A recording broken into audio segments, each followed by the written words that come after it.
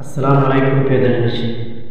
আজকের তাজা খবরে আপনারা জানতে পারছেন যে একজন ব্যারিস্টার সুমনকে একদল সন্ত্রাস তারা সরাসরি হুমকি দিয়েছে এবং এই হত্যার বিষয়ে একজন প্রশাসনকে এই বিষয়টি জানানো হয়েছে।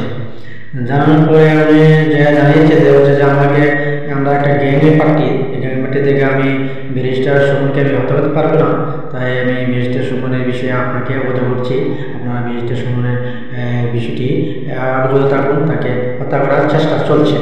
তো এমত অবস্থায় ব্যারিস্টার সুমন বিষয়টি আমার মাননীয় প্রধানমন্ত্রী শেখ হাসিনাকে অবগত করেছেন। প্রধানমন্ত্রীর কাছে বিষয়টি অবগতি মানে দেশের নিরাপত্তা কতটুকু ঝুঁকিপূর্ণ তা স্পষ্ট এবং প্রমাণ করে যে বাংলাদেশে কি চলছে। আপনারা চোখ রাখুন, দেশে বর্তমানে কি চলছে। একজন আইনের একজন এমপি হয়েও তার কোনো নিরাপত্তা নেই।